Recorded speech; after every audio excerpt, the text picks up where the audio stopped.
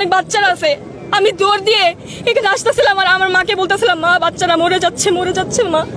আমি এখানে এসে দেখি কিছু কিছু বাচ্চার পাটা ছড়ায় আছে। এখান থেকে প্রায় সময় অনেক বিমান আসে যায়, অনেক প্রশিক্ষণ বিমান অনেক আসে যায়, কানে অনেক শব্দ হয়।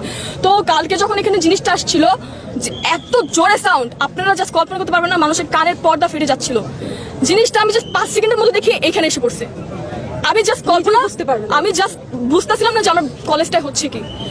হঠাৎ করে দেখি বাচ্চাদের কলেজটা ফেটে, আগুন ফেটে এই উপরে উঠে আসছে।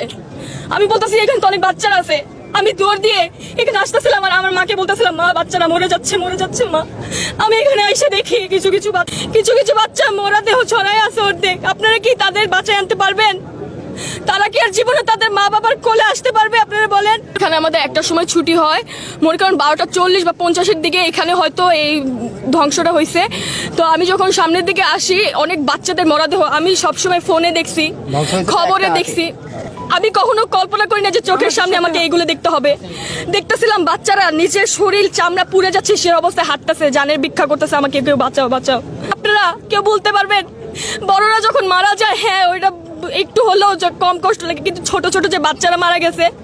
কিন্তু আপনারাও জানেন যে বিমান যে ধ্বংস হয়েছে তার ভিতরে কত ধরনের ইঞ্জিন থাকে, কত কেমিক্যাল বা অনেক পুরাতন, প্লাস কত ধরনের ইঞ্জিন বা কত কিছু থাকে, আপনারাও জানেন, তাই না? এইটা যে ধ্বংস হয়েছে এখানে পড়ছে, এটা স্বাভাবিক ছিল না। এইটা চারদিকে ছড়ে পড়ছে। সেই মুহূর্তে স্টুডেন্টদের ছুটি ছিল, তারা বাসা যাচ্ছিল। এই যে আমাদের যে রাস্তাটা দেখতে পাচ্ছেন, এখানে স্টুডেন্টরা তারা প্রায় হেঁটে হেঁটে যাচ্ছে। কে বা বুঝতে পারছিল জিনিসটা কি আস্তে আস্তে হয়েছিল?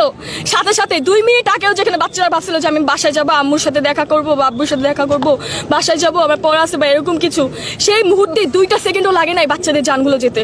কেন এগুলো প্রশিক্ষণ দেওয়া হয়? কোন দেশে বসবাস করছি আমি? কালকে কার ব্লেম দিব আমি বুঝতে পারতেছিলাম না। যে ছড়াচ্ছেন এটা 2013 সালের বিমান, আসলে সেটা না, সেটা হচ্ছে 1966 সালের বিমান। এত ফেক নিউজ কেন ছড়াচ্ছেন যে 19 থেকে 20 জন বাচ্চা মারা গিয়েছে, যেখানে হচ্ছে 200 জনের মতো বাচ্চা নিহত হয়েছে, আহত আরো অনেকে হয়েছে, এখনো নিখোঁজ অনেকে, অনেক মায়ের বুক খালি হয়েছে। সেটাকে উত্তর কি আপনি দিতে পারবেন? 20 সালে 5ই আগস্ট আমরা স্বাধীন হয়েছি, আমাকে এটার জন্য আন্দোলন করেছিলাম যে যেখানে বাচ্চাদের সেফটি। সরকার চেঞ্জ হয়েছিল, এগুলোর জন্য আমরা বলতে পারবেন সরকার কেন চেঞ্জ হয়েছে?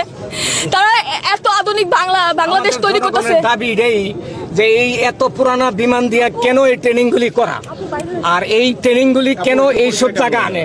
বাইরে এরিয়া আছে, দিনাজপুর আছে, পঞ্চগড় আছে, চিটাগাং আছে, এইসব জায়গা করাইতে পারে। এইসব জায়গা বাচ্চাদের উপরে কেন করলো এই জিনিসগুলি? মর্মান্তিক ঘটনা।